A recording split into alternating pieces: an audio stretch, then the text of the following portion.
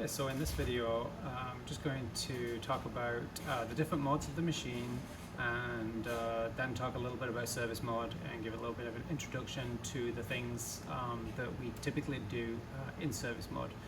But let's start off with the home screen. So this is called the major mode screen on a Varian machine.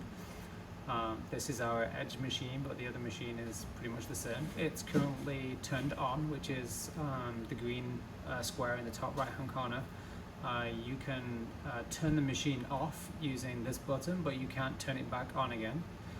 So if this is orange with a circle in it, you're going to actually have to log into either treatment mode or machine QA mode or service mode and actually turn the machine on. But currently the machine is on, so let's start off with initialize. I'm not actually going to go into some of these modes because it would just take a little bit too long, and you can poke around in there some other time. But initialize allows us to initialize the machine. So when the machine has been powered off completely, so the machine has no power at all, it loses memory of certain mechanical limits and positions. So for example, the KV arm and the KV detector panel, the MV detector panel, those things move around, and initialize makes them go from one limit of their motion to another limit of their motion, so that the machine can then learn the limits of motion and exactly know where parts are. Other things that have to be initialized include the MLCs, the carousel, the collimator, things like that. So a lot of the moving components of the machine need to be calibrated, need to be initialized. One thing that doesn't is the gantry. So the gantry does not need to be initialized, but the collimator, the jaws, the MLCs, and the other moving components do. I generally don't use this initialize function because you can do all of those things from service mode. Initialize is nice because it will show you a list of things that need to be initialized, but it won't let you initialize them simultaneously, whereas in service mode, if you do know what needs to be initialized, you can do it all simultaneously. Image calibration is exactly as it sounds. Again, we don't need that because we can do that from service mode.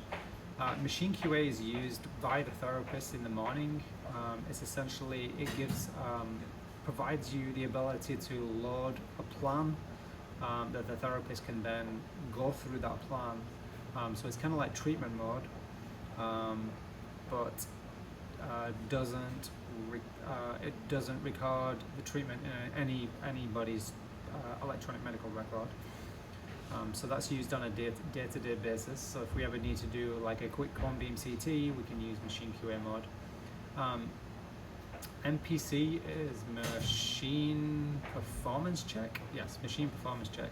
And we don't use that too often, but that's something we're going to have to come back to because I think it is something that we maybe want to start using in more detail. Treatment is the mode that therapists use for treating all patients. Advanced reconstruction is for reconstructing cone beam CTs. Service mode is what we're going to talk about in a second. System administration. There are a few things that are useful in system administration, but probably the one that we use the most is the ability to turn on and off the machine's schedule. So for example, this was a holiday weekend, and so the machines did not come on at 6 o'clock on a Monday morning. So in system administration, we told the machine to not turn on at that time. So actually, that needs to be fixed. So why not I do that real quickly? So I'm going to go on a little bit of a tangent here. We will go into service mode, but let us go into this real quick. So all modes of the machine require you to log on. The way we have it set up is that the machine uses your University of Toledo account password, username and password to your UTAD credentials. So we have to wait for a second before we can get in here. and I always end up having to poke around a little bit to try to find it, but here we go. Oh, it's already been fixed. So on Monday the machine will actually be scheduled to start, so that's good. So that was the one thing I was going to change. When this is a holiday weekend, this is unchecked, but someone's already done it. So I guess I don't really need to do anything in here, so I'm going to close out. And we're going to service mode. And again, this is going to take a few minutes to load up here.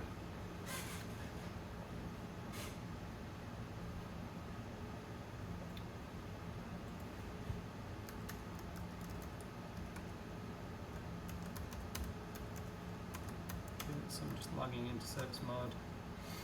And typically we're going to go into advanced service mode, but I'll give you a little bit of an introduction as to what Varian intended these to be used for, according to some Varian training that I had. Service Basic is intended to be used by therapists. So these are modes.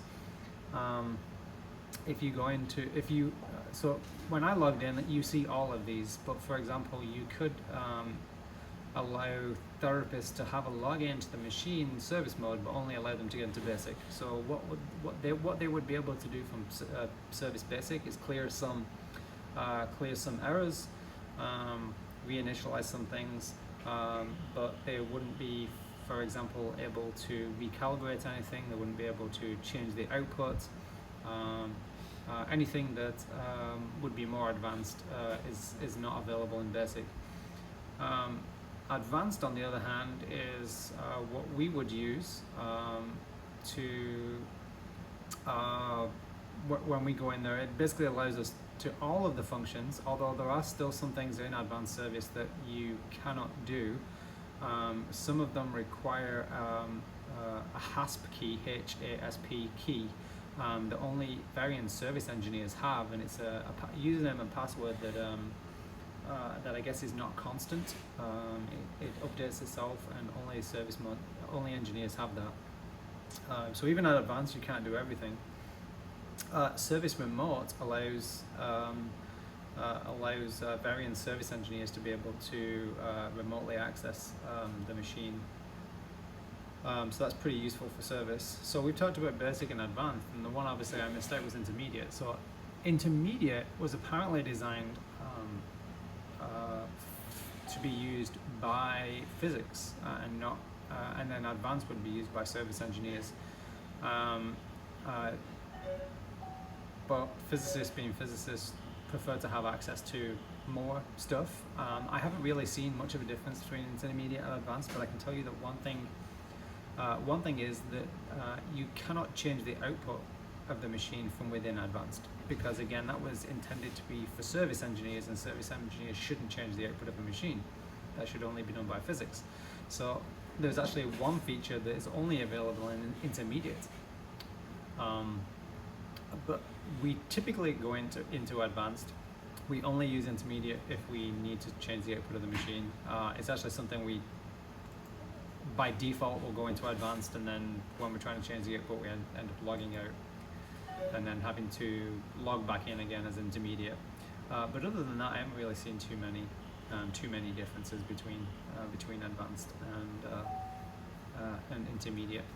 So first thing we see here is a thing that tells us everything is initialized. So you want to see everything in green here.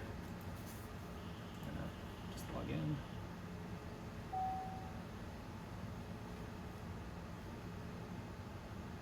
So this actually does take a while. We're only looking at the one screen here. There's actually a screen off to the right that I'll just show you, which you probably have seen before.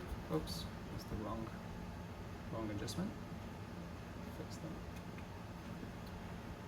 Okay, so this is the other screen. This is the image calibration screen, which kind of looks a bit crazy right now because it's still loading, but we won't be using anything on that screen today, so I'm just going to focus on this one.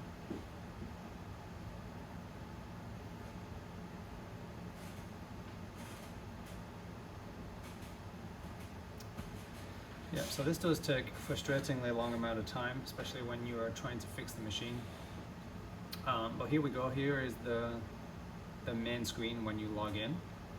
And what you want to see is a series of boxes on the left hand side that are green, and some of them could be orange, but you don't want to see anything flashing red. That would indicate that there's a problem.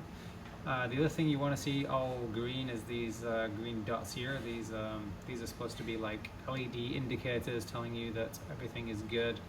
So this is where we would reboot parts of the machine when we have issues. So when we first got this machine, whenever we had a problem, our go-to solution was to reboot everything. So just completely turn off the machine, power it back up, reinitialize everything, and then once we were sure that everything was working and safe, we would hand the machine back to the therapist for use. That is a very long and tedious way of fixing a problem. Now what we will do is we will try to identify the error and then look to the component that is malfunctioning. So for example, if they have an MLC error, we might reboot only the MLCs. If they have a jaw error, we might reboot only the collimator. If it's a couch error, we might reboot only the couch. BGM stands for beam generation module, I think, and this one essentially is pretty common that we need to reboot this if there's a beam generation problem. So if the fault starts with the letters BGM and then is after that given a series of letters and numbers that designate the specific fault, if it starts with BGM, then that's an indication that it's a problem that could be fixed by rebooting the BGM. STN is the stand. We have the collimator, the upper couch and the lower couch, the XI system, which is the imaging, and then for mechanical components like the MV detector panel, the KV detector panel, and the KV source, you can individually reset those. So this screen here is pretty useful. We'll go through all of them, I guess, real quick. Another thing on this screen that's used quite commonly is checking the water temperature. So if the machine has been shut down completely, the water inside the machine can actually be overcooled, and the temperature will drop down below 38.2 Celsius, and then the machine will not run. It will be in a time delay situation. So if the beam won't run, you might see that this is a temperature issue. Shouldn't see over temperature issues, but you unless you may be doing the annual QA, but you are likely to see under temperature issues if the machine has been shut off for a while and the power has been completely down. So let's look at some of the other stuff real quick. We'll swap over to the next tab, the beam tuning tab. So there's a lot of stuff in here. There's a lot of it's mostly used by service, but it's also where we would change the output of the machine. So when we're doing TG51, and you see that we did a video on that that was basically just editing right now, this is where you would change the output. So this number here, and you'll see it's grayed out, and that's because I'm in advanced mode and not in intermediate.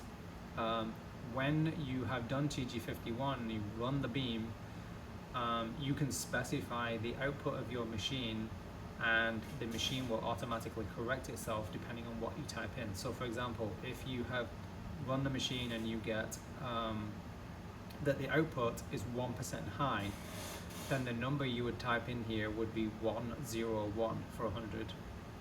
For 101, well, let's just say 101 represents 1% high. So a number here, 99, would represent that the output is 1% low. You'll notice that the number in the box by default is 1. Now, that's kind of confusing because the number they want you to type in isn't 1. It's based on 100 and not 1. So why did they put in a number of 1 when they want when an output change of no output change at all would be 100, right? If we didn't want to change the output, then we would type in 100. And I think the only explanation I could potentially give of that is just kind of a guess. If you do leave this at 1, or you type in 1.1 or 0.99 and you try and hit calibrate, it will give you an error, because it will tell you that the output you're trying to change is too large. So if you try to change the output by more than 10%, I actually don't know what the exact number is, but let's just say 10%. If you try and change the output by more than that, by typing in 1 when you were supposed to type in 100, then that would be a change of 99%. Don't question my math there. It would not let you hit the calibrate button. It would tell you that there's an issue with that. Okay, so this is the place where we would change the output with TG51. And as I said, there's more details on how we do TG51 in another video, but this is how you would actually change the output in this tab, DOS-Cal under beam tuning. So MLCs is where we're going to often come to reinitialize the MLCs. So you can actually see the current position of the MLCs. You can see that they are currently initialized. So if this initialize indicator here is not green, that would mean that you need to reinitialize the MLCs. So to do that, you would hit the initialize button, and then you would say initialize again. So right now it's green. I'm not going to hit initialize, but if because the whole process does take a couple of minutes, it moves every MLC, so we won't do that in the interest of time. But if this is not green, you want to initialize the MLCs, and this is where you would do it. So next one up is general. I very rarely use this, so I'm gonna skip over some that we don't use very often. Power is another one. I don't really look at this too often. Again, this is just indicators telling you that there's if there are any problems. So right now it's indicating green lights on pretty much everything. Looks like maybe our laser back pointer has been deactivated, which is fine. We don't really use that. We'll switch over to cooling. So this gives you a map of water flow through the machine. So you can see that these are flow sensors and indicating that there's flow. I don't usually have a good feeling for what the correct numbers are, but if your temperature is too high or too low, or your water level is too high or too low, so there's actually a closed off water cooling system that is cooled using a heat exchanger by city water or from water from a chiller. If the water in the machine is too high or too low, this would be indicated here. If the water is too low due to evaporation, you can add more deionized distilled water into the machine. If you overfill it and it's too high, that can be a problem. I've had to siphon water out of the machine, but there is actually an official way of doing it, which is to open a release valve, kind of like on changing the oil on your car. There's a nut at the bottom, but it's in a place where it's likely to get messy. If you had to drain water out, it's likely that it's going to go all over the place, so don't overfill it. Next up is going to be our carousel. So this actually indicates the carousel in the machine and shows you where the flattening filters are. So this machine actually does have 10 FFF, and I'm not entirely sure why that doesn't show up in this list as an energy. But of course 10 FFF would literally shoot through an empty port, but 6 FFF is listed, so I don't know why 6 FFF is but 10 FFF isn't. So this is the main carousel. If you had a bunch of flattening filters, let's say you had 4x, 6x, 10x, 15x, 18x, you could fill all of these empty ports with flattening filters. But if you want to have FFF energies, then you need to have an empty one. The ones around the outside are actually for the electron scattering files, and so those would be indicated here. And I think if we looked at this on the TrueBeam, there would be some listed, but since we don't have electrons in this machine, I just want to see what happens if I mode up 10 MV, if it actually does anything.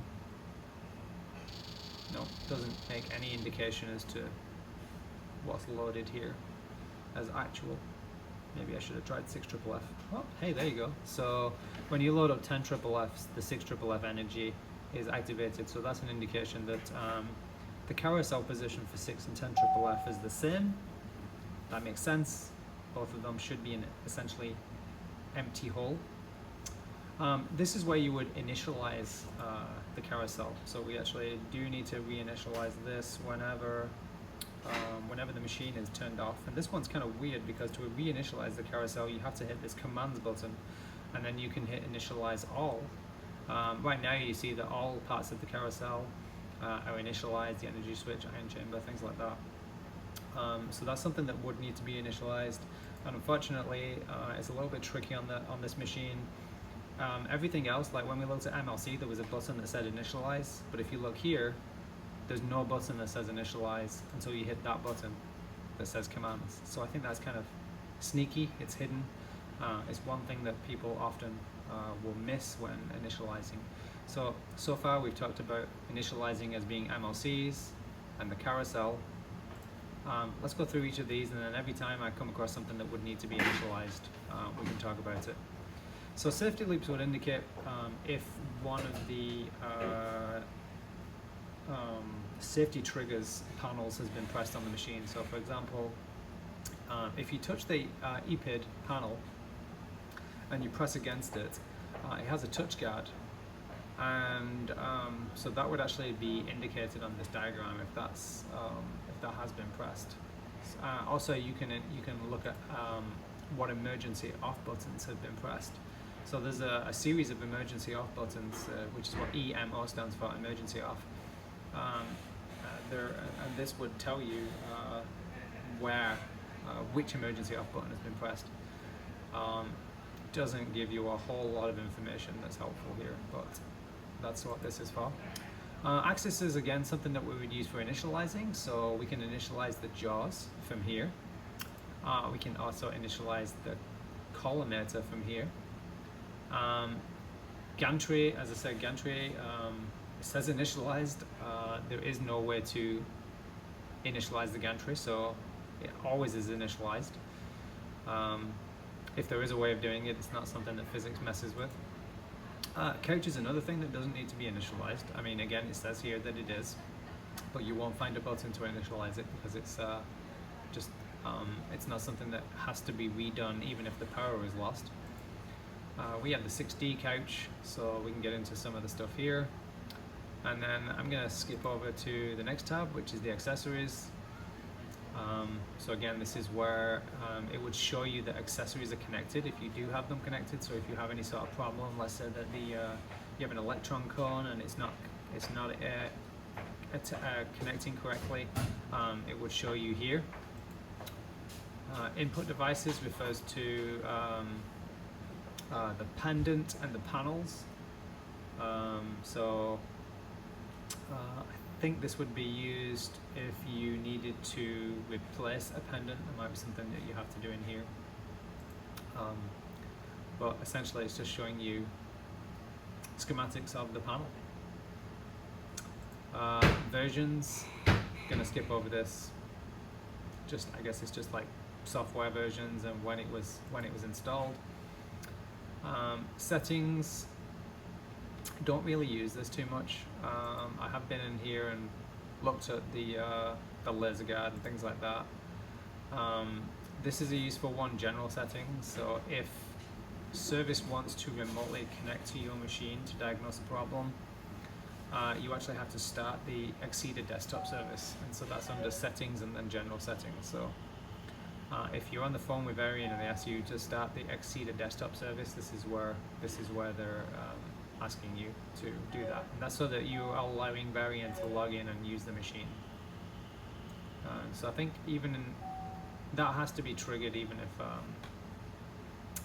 if Varian has been given verbal permission to access the machine. CBC reconstructor sometimes does need to be restarted, and so you can stop it and restart it from here. So if you have problems with the CVCT reconstructor, this might be a good place to check. Or if you want to see, for example, how much space is being used. We are currently using nearly 100 gigabytes of space, and our disk quota is 100 gigabytes.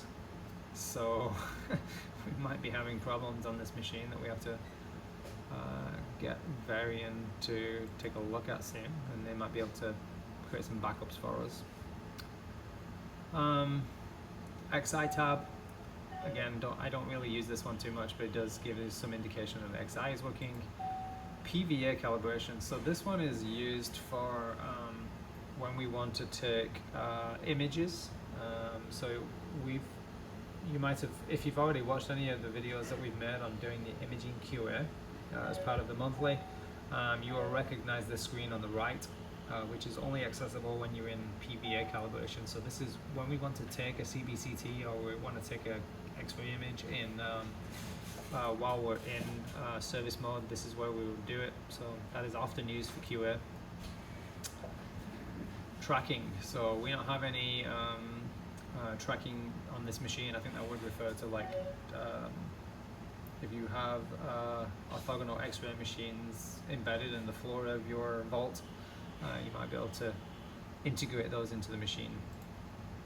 CBCT mode editor, so we can change the MAS and the KV protocols from here to or we can uncheck them for clinical use. So if we look at head, that's allowed for clinical use right now. If I needed to change the settings to increase the mass or decrease the mass, I can do that from here. Image processing, I'm going to skip over. Auto beam hold, I'm going to skip over. External interfaces, don't think there's a whole lot we need to look at in here.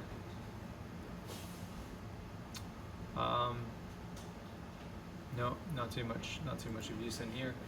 Positioning units, so this is where you would actually initialize the MV panel, the KV panel, and the KV source and the KV detector.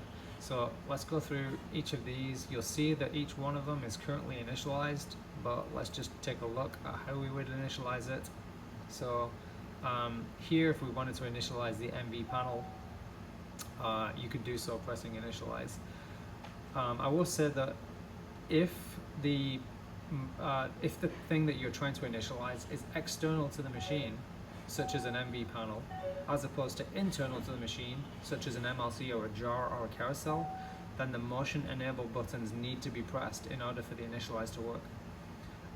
The machine won't actually give you any warning of that if you hit the initialize button and you don't press motion enable. So that means, pressing, let me just show you this real quick, pressing both of these two buttons simultaneously and holding it for the whole duration.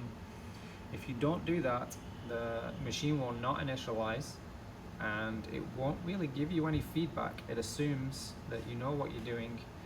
And so if you try to initialize the jaws, if you try to initialize the detector panels or the collimator, if it requires something external to the machine to move, the motion enable has to be pressed.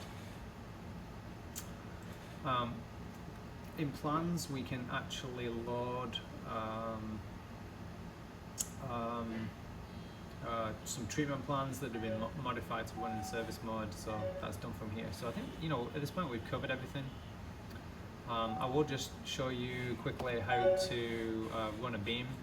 So since we have this loaded up in the center left top of the screen, you can choose between the energies that are available. So it's always going to be the ones labeled as energies rather than idle. So if I want to load up, I had 10 FFF loaded. If I want to load up 6, for example, I can type in the number of Monis units I want to shoot. I can change the dose rate. If I load up 6 FFF, the default dose rate can be increased, so I can shoot at a higher dose rate. And so that, you load those up from here. You can hit prepare from here. And the effect is the same as if you hit prepare down here, so you'll notice that there's a preview button, a prepare button, MV ready, and a beam on button. And those are kind of somewhat mirrored up here, but you'll notice that there's one button that's missing, and that's, well, not one, but essentially MV ready and beam on are not listed here. And the reason for that is that they don't want you to be able to remotely connect to the machine and run the beam. So I can press the MV ready button and shoot the beam. Radiation is on, beam is shooting. The monitor chamber MU1 is stopped at 100 as I asked it to. MU2 should also stop at 100.0. But you'll notice that you can't do that without using the control panel here. So you can't log into the machine and do that. You need to have someone sat here to verify that there's nobody in the room. And I guess that was their reason for doing that. So if a service engineer needs to run a beam, you need to be sitting here. They can prepare the beam, they can do beam tuning remotely, but they can't hit MV ready and beam on. One other important thing that we're going to use here is this access button. So access allows us to change the physical position of the machine, the collimator, the gantry. We can move the couch from here. We can set the field size. So whenever you need to set a field size, let's say you want to set a 20 by 20 field size, you do that by typing in 20 by 20 here. And then once you've done that, you can hit go to. So I'll switch over to MLCs because I actually want you to be able to see the jaws moving. When I hit go to, you see the jaws move and they finish moving. And we can do similar sort of stuff with the MLCs. We can actually retract the MLCs from here as well. But this is essentially, when we're doing the monthly QA, this is how we set the field size and how we move the MLCs out of the way.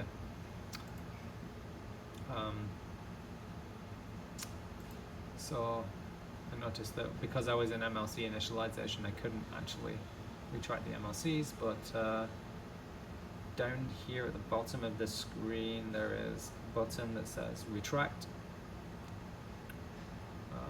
Let's get that MLC window back. So let's retract the MLCs, and you can see that happening here.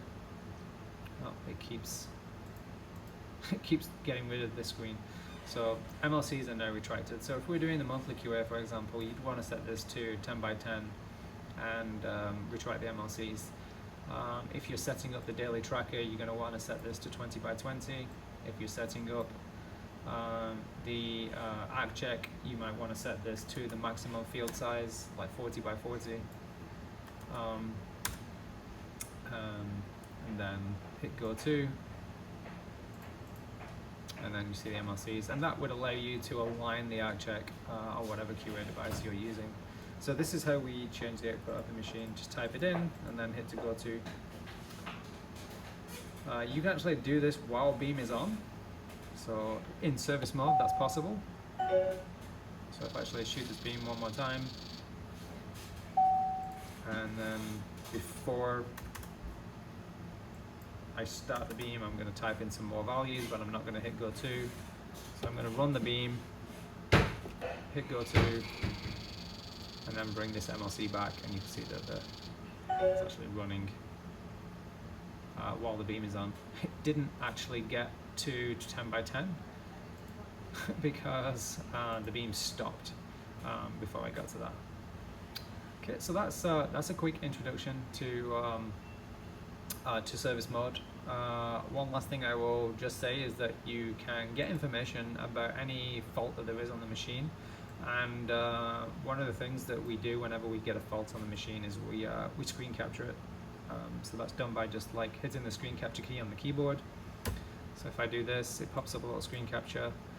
This is stored on a network drive that we have access to. So if I wanted to, you'll see that in this little picture here, it's showing me the left-hand screen and also the right-hand screen. So we see it's still got PVA up there.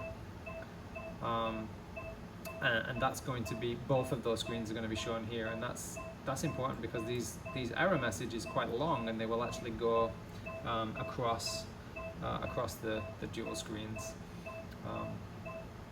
So we screen capture that, so if you ever see any errors and you're not quite sure what it is, screen capture it, we can take a look at it later. And if we don't know what it is, we can call service. And you can clear faults that you have by hitting the clear all, and that's something that needs to be done whenever the machine is rebooted. You're going to actually have to clear faults a number of times to stop all this red, stop all these things from flashing red. Last thing I'm going to mention is to why do we have some stuff here that's not green. So we did have some issue with gas, the gas error. It's not actually showing me that. Why is it not showing me that? Maybe it's under routine.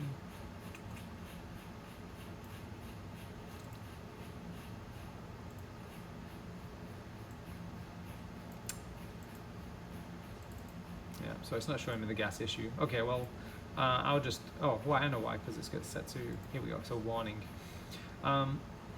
So it's in orange because it's a warning, so that's why that wasn't showing up. The reason we have this, it actually tells you right here, the SF6 gas pressure could not be recharged. And the reason for that is that we keep the gas bottle closed on top of the gas bottle inside the machine. So the machine is able to recharge itself if you allow it to, but if you close the bottle, it obviously can't do that. So why do we do that? It's got this feature that it automatically tops up. Why do we keep the bottle closed? Well, that's just because if there is a leak, we would never know. It would keep topping itself up until the bottle was empty. Then when the bottle is empty and the gas pressure fault comes, we have no way of fixing it because we don't keep a spare bottle. But if we keep the bottle closed, then if there is a leak, it's only going to affect what's currently inside the machine. We can then open the gas bottle, allow it to top up, and then close the gas bottle. And we'll know there's a leak because we'll have to keep doing that. But if you leave the gas bottle open, the time you find out there's a leak, it's too late. So that's just a kind of institutional preference that we do that. Which is why this is always going to be orange, and I think this is maybe the same. Now we have an issue with the stand pendant, and so that's why this one is orange. But again, this is only a warning. If it was fault, it would be red. Okay, that's it. So that's it for this video on service mode. And obviously that's just an introduction. There's a lot more to this, but I think that's good enough for now. So thanks.